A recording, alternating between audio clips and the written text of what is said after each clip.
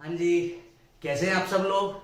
नमस्कार, मेरा नाम सचिन और मेहनत कर में आपका फिर से एक बार हार्दिक स्वागत है। और आज मेडाइवल हिस्ट्री के लेक्चर नंबर 31 को अपन लोग पूरा करेंगे। लास्ट लेक्चर में हम पोस्ट मुगल पीरियड में हमने अकबर द्वितीय तक समझ लिया था और आज हमारा मुगल एम्परर का आखिरी बादशाह बहादुर शाह जफर को हमें पढ़ना है। तो बहादुर शाह द्वितीय नाम से भी जाना जाता है और बहादुर शाह जफर के नाम से भी जाना जाता है। लेकिन फटाफट एक बार पहले का रिवीजन कर लेते हैं। सबसे पहले इसमें राजा कौन आया जी? बहादुर शाह। देखो, पहला राजा ही बहादुर शाह, दूसरा लास्ट राजा ही बहादुर शाह। उसके बाद इसका बेटा कौन था? जहांदार शाह। उसके बाद कौन आया? फर्रुखसियर। देखो जी, ये सीक्वेंस तुम्हें पता होना चाहिए। उसके बाद मोहम्मद शाह, ये तो रंगीला बादशाह था जी। मोहम्मद शाह का बेटा कौन था? अहमद शाह। इसी के समय अब्दाली ने बाहर पंजाब पर अटैक किया था। उसके बाद आया आलमगीर। आलमगीर के समय 1757 का प्लासी का युद्ध हुआ, हमने पढ़ लिया। और उसके बाद आया शाह आलम द्वितीय। इनके सबके आगे द्वितीय लगाते जाना। शाह आलम सेकंड। शाह आलम सेकंड के समय भारत में दो बड़े युद्ध हुए थे। कौन कौन से? 1761 का पानीपत का युद्ध और 1764 का बक्सर का युद्ध। उसके बाद अकबर द्वितीय इसका बेटा था। और लास्ट आज अपने को पढ़ना है बहादुर शाह द्वितीय। बहादुर शाह द्वितीय, इसी को बहादुर शाह जफर भी बोलते हैं। देख रहे हो जी, बकलोलों में पहला राजा भी बहादुर शाह आया और आखिरी राजा भी बहादुर शाह ही आया। देखो, बहादुर शाह, इसको किस नाम से जाना जाता है? शाह बेखबर। शाह ए बेखबर है ना, इसको ये टाइटल दिया गया है। जहांदार शाह को लंपट मूर्ख क्या बोला गया है जी? लंपट मूर्ख। फर्रुखसियर को क्या बोला गया है? घृणित कायर। क्यों बोला गया घृणित कायर? आप बताएंगे, लास्ट की 2 क्लासेस में मैं आपको बता चुका हूं। ये तो रंगीला बादशाह था। ये क्या था? रंगीला बादशाह। इसका पूरा नाम क्या था? रोशन अख्तर। बहादुर शाह 63 साल की उम्र में राजा बना। इसने सबसे ज्यादा उम्र में राजा बनने वाला ये था। इसने जयसिंह को मिर्जा राजा जयसिंह की उपाधि दी थी। सवाई राजा जयसिंह। किसकी उपाधि दी थी? सवाई राजा की उसको उपाधि दी। इनके बारे में हमने ये पढ़ा। ये पूरा बकलोल लाल कुंवर के चक्कर में पागल रहा। लाल कुंवर के चक्कर में इसने क्या क्या किया हम बहुत अच्छे से समझ सके हैं। फर्रुखसियर ने अंग्रेजों को और साथ में मराठाओं को मैग्ना कार्टा दे दिया था। पूरा हमने पढ़ा। मोहम्मद शाह के समय भारत पर आया नादिर शाह। और नादिर शाह से पहले कौन आया था भारत अटैक करने दिल्ली पर? बाजीराव। तो मोहम्मद शाह के समय बेचारे बहुत तेजी से मुगल साम्राज्य अपने बैकफुट पर गया था। लास्ट क्लास में हम पढ़ चुके हैं। बाजीराव आता है, मात्र 500 घुड़सवारों से मोहम्मद शाह को हिला देता है। नादिर शाह आता है, दिल्ली में कत्लेआम मचाता है, पूरे लाल किला को लूट लेता है। इसी के समय हैदराबाद निजामुल कासर जहां अलग स्वतंत्र कर लेते हैं। इसी के समय मुर्शिद कुली खान बंगालों को मुगलों से स्वतंत्र कर लेते हैं। मोहम्मद शाह के समय सादत अली खान अवध को मुगलों से स्वतंत्र कर लेते हैं। तो मोहम्मद शाह के समय बहुत तेजी से मुगलों का बिखराव हुआ था। अरे ये पक्का रंगीला बादशाह था।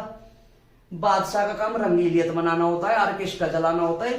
उसने ऑर्केस्ट्रा में मगन है। वहां से कोई आक्रमण कर रहा है, इन्हें सिर्फ डांस चाहिए, इन्हें मदिरा चाहिए, ऐशो आराम, अय्याश भरी जिंदगी। ऐसे इतिहास थोड़ी नहीं चलता है। आप सामाजिक जीवन के एक लीडर हो, आप समाज के लीडर हो। अब इकलौता व्यक्तिगत जीवन अगर आप पर निर्भर करता है तो आप अय्याशी करो, कोई प्रॉब्लम नहीं। लेकिन जब आपके पीछे पूरा समाज है तो आपको ये काम नहीं करनी चाहिए। अहमद शाह के समय भारत पर अटैक किसने करा था? अब्दाली ने। ये कब का समय था? 1748 में इसने अटैक किया था।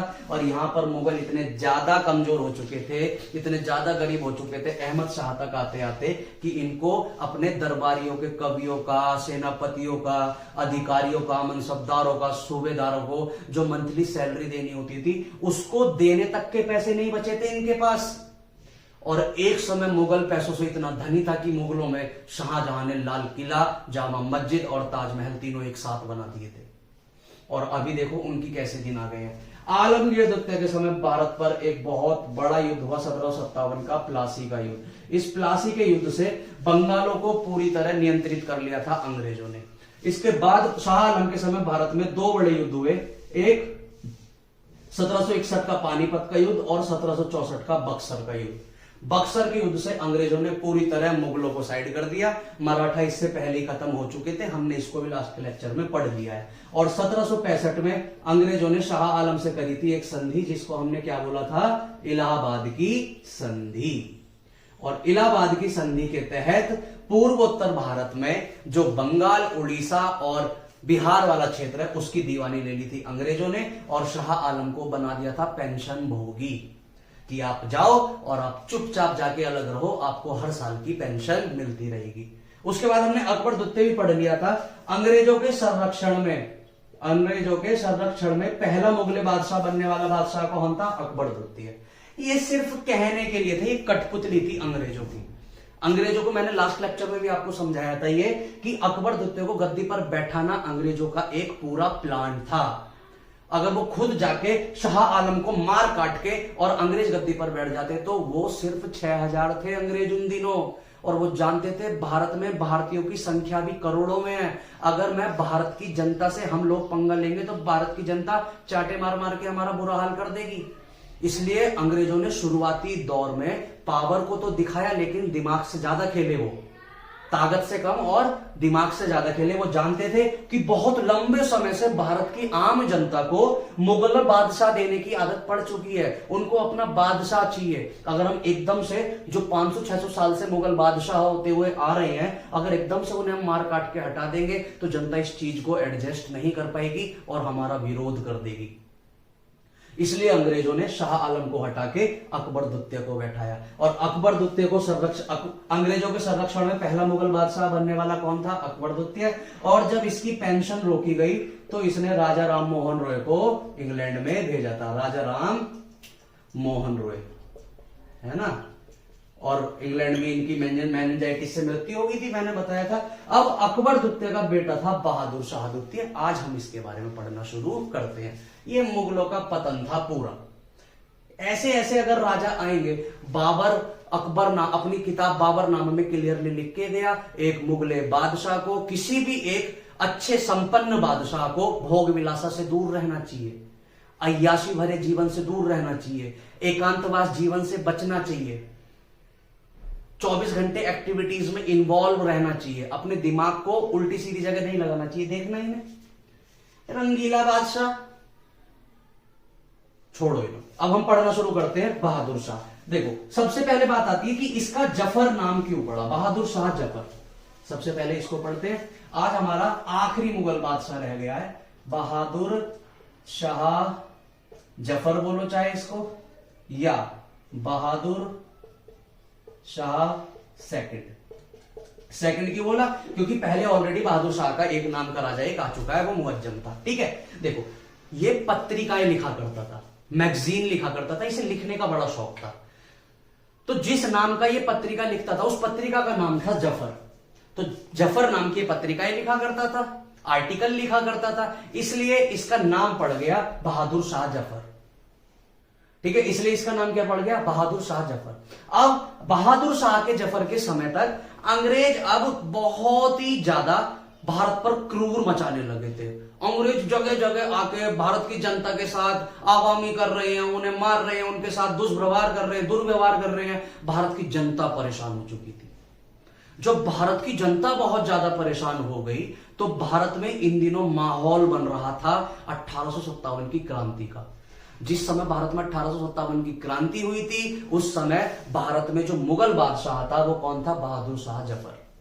अब देखो, इन दिनों अंग्रेज कर क्या रहे थे, इन दिनों अंग्रेज जगह जगह भारत को तोड़ने का काम कर रहे थे। कहीं वो धर्म के नाम पर विभाजन कर रहे थे, कहीं अमीर गरीब में विभाजन कर रहे थे, कहीं जातिवाद फैला रहे थे, कहीं हिंदू मुस्लिम, कहीं अमीर गरीब, कहीं गोरा काला, कहीं हिंदू ब्राह्मण। उन्होंने जगह जगह भारत में दंगे करवा दिए थे और मजबूरन लोगों को गुलाम बना के 18-18 घंटे काम करवा रहे थे। उनसे जानवरों से भी बख्तर तरीके से काम लिया जा रहा था। और यदि हिंदू लोग उनका जरा सा भी अपोज करते थे तो अंग्रेज मार मारते थे गंदी। अब भारत की जनता इन दिनों बड़ी परेशान हो चुकी थी। अब एक दिन अंग्रेज आए इसके पास, बहादुर शाह जफर के पास। ये बैठता था उस समय लाल किला में। अंग्रेजों ने बोला, भाई बहादुर शाह अब तुम्हारा टाइम गया, अब इतने बड़े महल में तू अकेला बैठेगा, चल भाग यहां से। तो बहादुर शाह जफर को लाल किला में से निकाल के इन्होंने भगा दिया। तो इन्होंने बोला बहादुर शाह जफर ने, यार हम तो मुगले बादशाह हैं, हम कहां रहेंगे। उन्होंने बोला कुतुब मीनार के पीछे जा, बहुत सारे जंगल है, वहां पे 2 कमरे बना, टीन डाल और वहां पे रह आराम से। तो बहादुर शाह जफर ने बोला यार मेरा खर्चा है अच्छा खासा, मैं अपना परिवार कैसे चलाऊंगा। अंग्रेजों ने बोला हम तुझे पेंशन देंगे।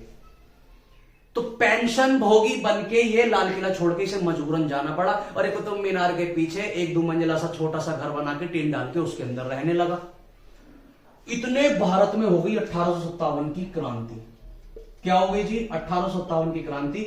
और इन दिनों हर एक भारतीय के अंदर ये एक जुनून था, एक सपना वो देख चुके थे कि हम अंग्रेजों को धोएंगे पूरी तरह और मार के भारत से भगाएंगे। 1857 की क्रांति में हम अंग्रेजों को बहुत आसानी से मार के भगा सकते थे क्योंकि हम थे करोड़ों में और वो सिर्फ 6000 थे।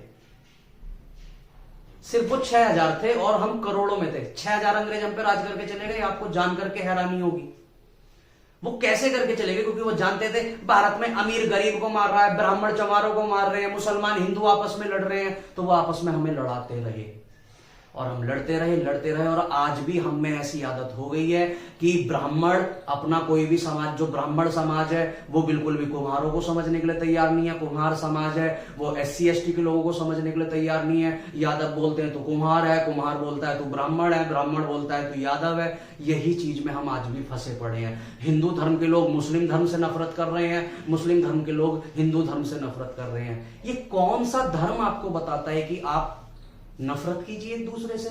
ये हमारी मेंटेलिटी अंग्रेज करके गए। आप बाहर जाएंगे, बाहर ऐसा कल्चर नहीं है। और इन दिनों ये हमें धर्म के नाम पे लड़वा रहे थे, गरीबों को इतना पिटवा रहे थे कि भारत की आम आवाम का खून खोल चुका और भारत में एक बहुत बड़ा विद्रोह, रेवोल्यूशन, क्रांति हुई जिसको हम किस नाम से जानते हैं? 1857 की क्रांति। इस 1857 की क्रांति सबसे पहले शुरू हुई मेरठ से। हालांकि हम आगे इसको बहुत डिटेल में पढ़ने वाले हैं। 1857 की क्रांति हम आगे पढ़ेंगे, लेकिन अभी हम बहादुर शाह जफर को पढ़ रहे हैं। तो उस समय देखिए क्या हुआ। 1857 की क्रांति के बहुत सारे कारणों में से एक कारण यह था कि अंग्रेज भारतीय जनता को मनचाहा टॉर्चर कर रहे थे, अपने हिसाब से मनचाहे बदलाव कर रहे थे। चाहे वो धार्मिक बदलाव हो, चाहे वो आर्थिक बदलाव हो, चाहे वो सामाजिक बदलाव हो, चाहे वो सैन्य बदलाव हो, हर तरीके से बदलाव अंग्रेज अपनी मनमौजी से कर रहे थे, जो बात भारत के आवाम को पसंद नहीं आई।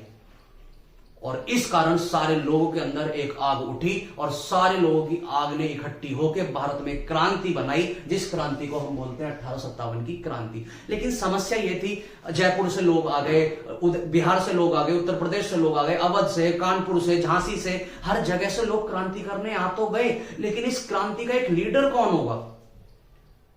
तो सब गए भागे भागे बहादुर शाह जफर के पास और बहादुर शाह जफर से बोला कि बहादुर शाह जफर देखिए, हम सब मिलकर संपूर्ण भारत अंग्रेजों को लात मारने आया और हम अंग्रेजों को मारेंगे और भारत से उनको भगाएंगे। अब बहादुर शाह जफर भी परेशान था क्योंकि इसे लाल किला से निकाल के भगा दिया था और ये कुतुब मीनार के पीछे रह रहा था और इसके अंदर भी थोड़ा जोश सा आ गया। ये तुरंत गया, इसने बोला ठीक है, मैं आपका राजा नेतृत्व, लड़ाई का नेतृत्व करने के लिए तैयार हूं। एक्चुअली जो अंग्रेज कह रहा हूं, जो बाकी के जो भारत के लोग 1857 की क्रांति में पार्टिसिपेट कर रहे थे, उनके पास एक लीडर नहीं था।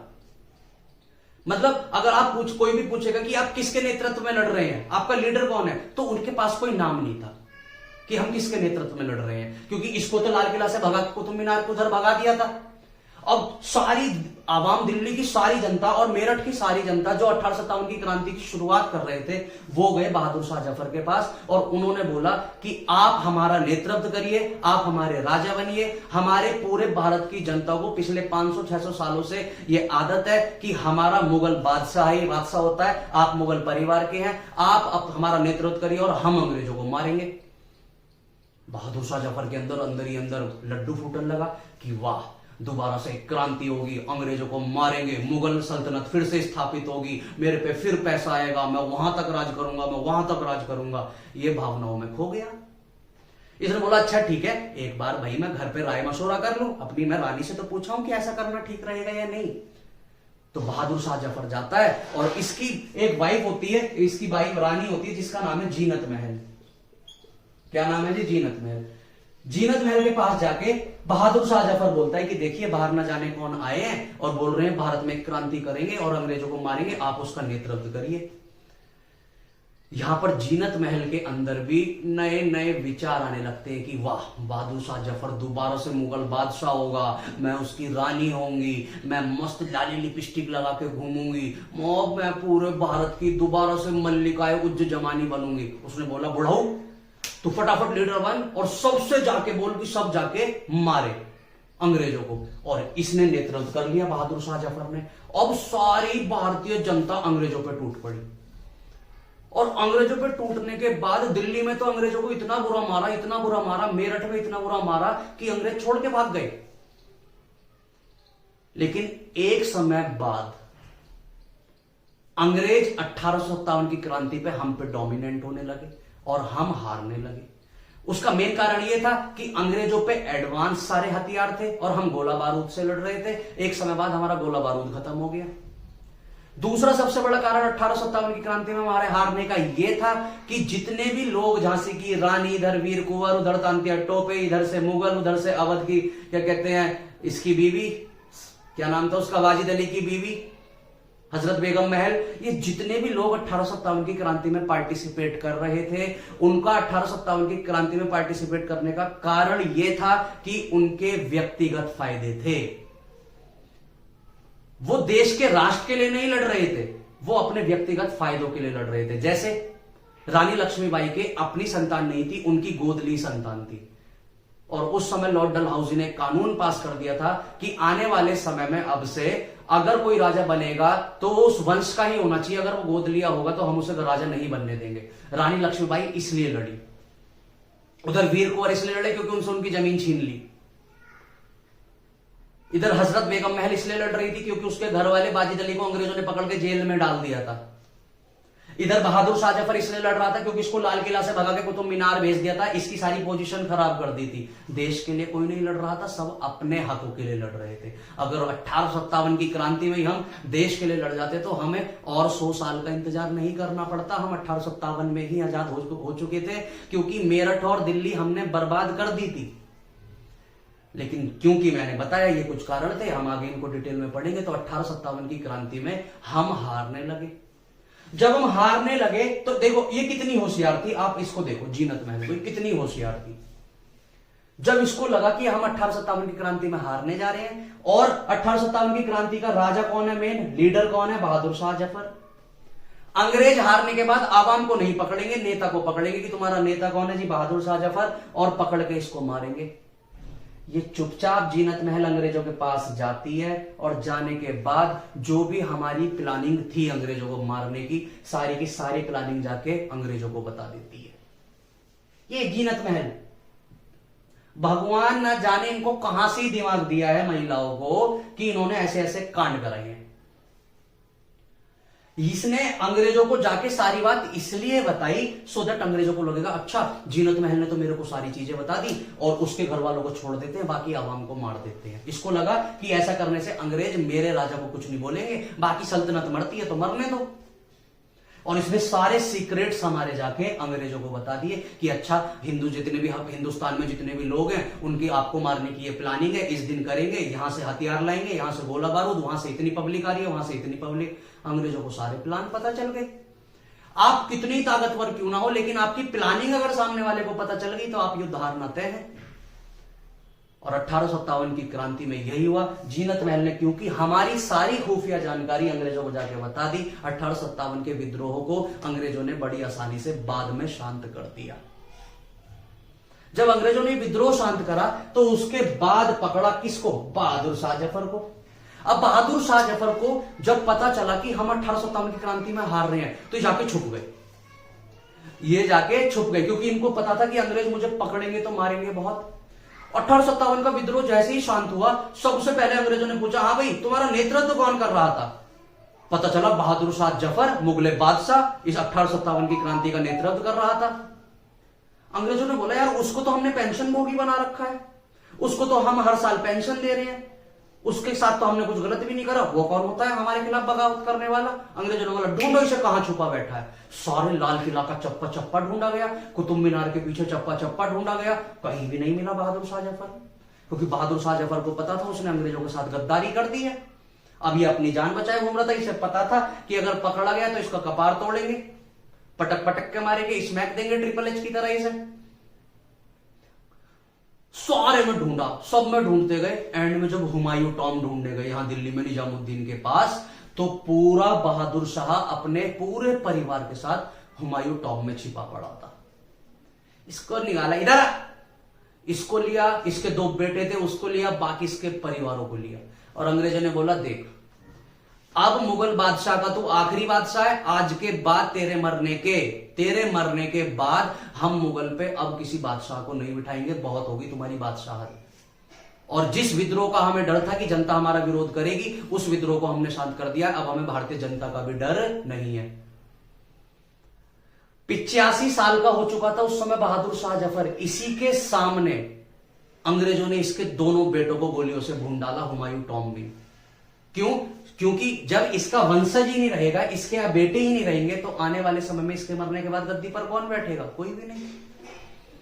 तो बहादुर शाह जफर के बाद और कोई मुगले सल्तनत की गद्दी पर ना बैठे, इसलिए अंग्रेजों ने बहादुर शाह के सामने ही इसके दोनों बेटे के गोली मार दी थी, छलनी कर दिया था गोलियों से। एक 85 साल के बूढ़े के सामने इससे बड़ा नर्क और क्या हो सकता है कि उसकी जवान औलाद को उसके सामने मार दिया गया। इससे बड़ा कष्ट एक 85 साल की उम्र के सामने। और ये और जाके बता ले, इसको क्या लगता था कि मेरा बहादुर शाह भी बच जाएगा, मेरे बेटे भी बच जाएंगे, मैं भी बच जाऊंगा, और कर ले। इसमें बहुत सारा ये पॉइंट आता है कि अंग्रेज तो फिर भी जीत जाते। अरे ठीक है, अंग्रेज जीतते, नो प्रॉब्लम। 1857 की क्रांति में एक समय बाद अंग्रेज ही जीतते, लेकिन कम से कम हम ये तो बोल पाते कि हाँ, हम एंड टाइम तक लड़े। हमारे राजा महाराजा ऐसे तो नहीं आए जिन्होंने जाके हमारे अपने पैरों पे कुल्हाड़ी मरवा ली। रावण इतना शक्तिशाली था, शनि महाराज, शनिदेव जी को ऐसे दाब लिया था रावण ने, इतना बलशाली था।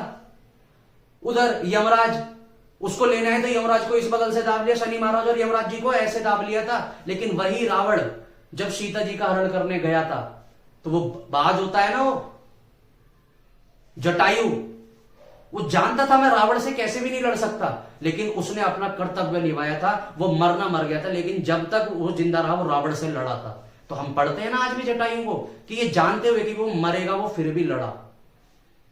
तो हम भी हारते, नो प्रॉब्लम, लेकिन कम से कम आज इतिहास में ये तो नहीं पढ़ते कि हमारे यहां पर ऐसी इतनी महान महान महिलाएं, रानियां हुई हैं जिन्होंने जाकर 1857 की क्रांति में सारा काम चौपट करवा दिया। ठीक है जी। और उसके बाद इसको पकड़ा गया बहादुर शाह जफर को हुमायूं टॉम में, और इसके दोनों बेटों को मारा गया।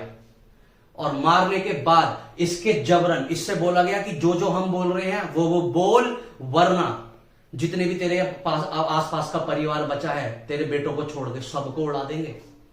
और मजबूरन इससे एक पत्र लिखवाया गया कि मैं बहादुर शाह जफर अब भारत की गद्दी से बोरा चुका हूं, मेरे बस की नहीं है यहां पे बैठना, अब मैं भारत छोड़ के म्यांमार जा रहा हूं। और उन दिनों म्यांमार की राजधानी थी रंगून। म्यांमार की राजधानी क्या थी जी? रंगून। कि मैं भारत छोड़ के रंगून जा रहा हूं, मुझे भारत से बिल्कुल भी अब लगाव प्यार नहीं रहा है। इससे जबरन अंग्रेजों ने बंदूक रख के ऐसा बुलवाया, जैसे आज पुलिस बुलवा लेती है कुछ भी डर से, वैसे ही अंग्रेजों ने इससे बुलवाया। और इसको बोलना पड़ता, क्योंकि अगर ये ऐसा कबूल नहीं करता तो अंग्रेज बाकी की फैमिली को भी मारते। और जब इसने ये मैसेज रिकॉर्ड किया, पत्रिकाओं में लिखा, तो जब भारत की जनता ने इन मैसेजों को पढ़ा तो उनको लगा बहादुर शाह जफर यार, तुझे हमने अपना मुगले बादशाह माना, तुझे हमने अपना नेता माना, और एक तू है जो तू भारत को ऐसे ऐसे बोल रहा है। तो सारी आवाम का भी इससे कनेक्शन क्या हो गया? टूट गया। और अंग्रेज यही चाहते थे कि इसका कनेक्शन आवाम से टूट जाए। और जैसे इसका कनेक्शन टूटा, इसको भेज दिया गया कहां पर? म्यांमार के रंगून। 5 साल बाद 1862 में इसकी वहीं पे मृत्यु हो गई, म्यांमार में। 1862 में बहादुर शाह जफर की मृत्यु हो गई। और उसके बाद से कोई भी मुगल बादशाह भारत में नहीं आया। ये वो समय था जब भारत को पूरी तरीके से कंट्रोल करने लगे थे अंग्रेज। ठीक है जी। तो ये था आखिरी बादशाह। अच्छा, इसने अपने मरने से पहले अपना मकबरा बनवाया था दिल्ली में। कहां बनवाया था जी? दिल्ली में। जैसे आपने देखा होगा शाहजहां ने ताजमहल बनवाया था मुमताज के लिए, तो शाहजहां ने अपने मरने से पहले ही अपनी कब्र बनवा ली थी कि जब मेरी डेथ होगी तो आप मेरे को यहां दफनाना। जैसे हुमायूं को हुमायूं टॉम में दफनाया गया, बाबर को पहले आगरा में दफना दिया गया था, फिर बाद में काबुल में दफनाया गया। हुमायूं को हुमायूं टॉम में, अकबर को फतेहपुर सीकरी में, उसके बाद जहांगीर को लाहौर में, उसके बाद शाहजहां को ताजमहल में, औरंगजेब को औरंगाबाद में, सबको दफनाया गया बढ़िया बढ़िया किलों के अंदर। तो वो राजा भी तो थे, इनकी तरह बकलोल थोड़ी नहीं थे।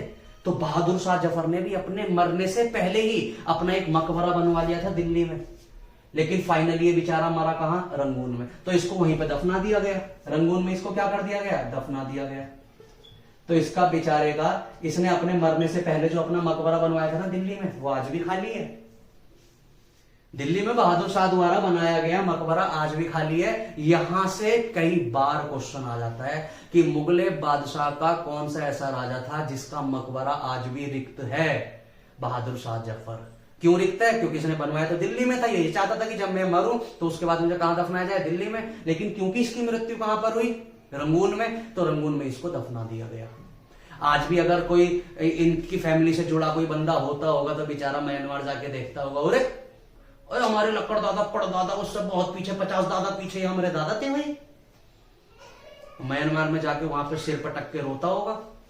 लेकिन क्या करें, समय सबके अभिमानों को चूर कर देता है। एक ये राजा थे जिन्होंने, इन्हीं की फैमिली के तो थे औरंगजेब और अकबर वगैरह, उन्होंने अपने समय में कितना हल्ला मचाया, सामने वाले को अपने सामने उन्होंने आवाज ही नहीं करने दी, और ये भैया क्या हो गए? मर गए। ठीक है जी। और इसके बाद से भारत पर मुगल सल्तनत पूरी तरह क्या हो गई? खत्म। तो देखो आज हमारी मुगल सल्तनत तो खत्म हो गई, लेकिन इसके बाद हम इसके छोटी छोटी चीजें हमें पढ़नी है। जैसे कौन कौन सी किताबें इनके समय में लिखी गई, इनके असली नाम क्या थे, और इनको कहां कहां दफनाया गया, क्या क्या इन्होंने प्रशासनिक सुधार करे, सामाजिक सुधार क्या करे, आर्थिक सुधार क्या करे, वास्तुकलाओं में क्या करा, यहां से क्वेश्चन पूछे जाते हैं। तो इनके सुधार हम पढ़ लेंगे नेक्स्ट लेक्चर में। आज हम रिवीजन कर लेते हैं थोड़ा सा। सबसे पहले देखो हुमायूं। सबसे पहले हुमायूं कहां से आया? सबसे पहले आया जी बाबर। बाबर 1526 से 1530 तक रहा। बाबर के बारे में हमें सिर्फ इतनी बात रखनी होगी कि 1526 में इसने पानीपत का पहला युद्ध इब्राहिम लोदी से लड़के भारत में स्थापना करी। उसके बाद 1527 में राणा सांगा से लड़ा, 1528 में मेदिनी राय से लड़ा, और 1529 में ये घाघरा के युद्ध में महमूद लोदी से लड़ा। 1530 में इसकी हो गई थी मृत्यु। इसने मोइन बाग शैली का आराम बाग बनवाया था, अगर आपको ध्यान हो, और बाबरी मस्जिद इसी ने बनवानी शुरू करी थी, जिसके जो डिजाइनकार थे, जो वास्तुकार थे, वो थे मीर बाकी। ठीक है। उसके बाद आया हुमायूं। बाबर के 4 बेटे थे, हुमायूं, कामरान, हिंदाल और अस्करी। ये 1530 से 1556 तक भारत की गद्दी पर बैठा। ठीक है। उसके बाद आया अकबर। अकबर को देखो हमने बहुत अच्छे से पढ़ लिया। अकबर 1556 से 1605 तक गद्दी पर बैठा। अकबर ने बहुत युद्ध लड़े। अकबर की सबसे अच्छी कोई व्यवस्था थी तो वो थी मनसबदारी व्यवस्था, जिसके कारण अकबर ने राजपूतों से बहुत अच्छे संबंध बिल्ड करे, और राजपूतों से संबंध बनाने के बाद मुगल बहुत ऊपर गए। औरंगजेब ने जाके राजपूतों से संबंध बिगाड़ लिए थे, इसलिए औरंगजेब के बाद से मुगलों का पतन होना शुरू हो गया था।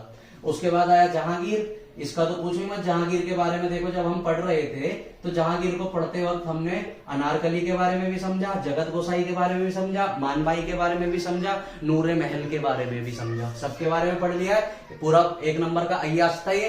न्याय व्यवस्था इसके सामने बहुत अच्छी हुई। और सबसे बड़ा जो सैंपल इसमें आया वो आया शाहजहां। सारा पैसा इसने ताजमहल बनवाने में, लाल किला बनवाने में और जामा मस्जिद बनवाने में बर्बाद कर दिया। मोती मस्जिद बनवा दी। उसके बाद कौन आया? औरंगजेब। औरंगजेब ठीक ठाक था, लेकिन औरंगजेब कट्टर बहुत था। लेकिन औरंगजेब ने अपने समय में लोगों की हालत खराब कर रखी थी। किसी के बस की नहीं था कि इसके सामने जवान लड़ा जाए। 1628 से 1628 लिख दिया गया मैंने, ये 1628 से 1658।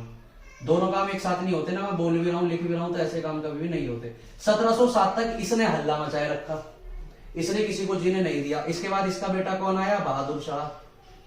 बहादुर शाह का शासनकाल कब से कब तक रहा? तो 1707 से 1712 तक। इसका अभी हमने रिवीजन किया ही। इसके बाद कौन आया? जहांदार शाह। जहांदार शाह की अगर हम बात करें तो जहांदार शाह 1712 से 1713 तक रहा। ठीक है। जहांदार शाह के बाद कौन आया? फर्रुखसियर। फर्रुखसियर तो बस पूछे मत, इसने मैग्ना कार्टा बांटे दबा दबा के 1713 से 1719 तक। उसके बाद कौन आया? मोहम्मद शाह। मोहम्मद शाह, अरे रंगीला बादशाह, ऑर्केस्ट्रा इसको बहुत पसंद था, ये था 1748 तक। उसके बाद कौन आया? अहमद शाह, इसका बेटा। इसी के समय अहमद शाह अब्दाली भारत पर अटैक करा और इसको तबाह करके चला गया।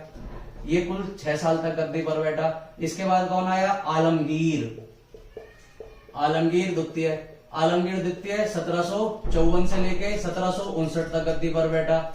इसके बाद शाह आलम, शाह आलम द्वितीय। इसके समय भारत में 2 बहुत भीषण युद्ध हुए जो आपको याद होने चाहिए। कौन कौन से? एक 1761 का पानीपत का युद्ध और एक 1764 का बक्सर का युद्ध। और उसके बाद आया अकबर द्वितीय। अकबर द्वितीय, अकबर द्वितीय का शासनकाल भी 20 साल रहा, 1817 से 1837 तक। और लास्ट मुगल बादशाह कौन आया? बहादुर शाह जफर, जिसको हम बहादुर शाह द्वितीय भी बोलते हैं। यह आया 1837 से 1857 तक। और फाइनली 1857 के विद्रोह के बाद इसको अंग्रेजों ने गद्दी से हटा के भारत से लात मार के भगा दिया। ठीक है जी, चलिए अच्छे से पढ़ते रहिए और अगर कोई प्रॉब्लम आए तो मेरे को बताना, बाकी नोट्स अच्छे से बनाते रहना। आज हमारे सारे मुगल राजा कंप्लीट हो गए। ठीक है, थैंक यू।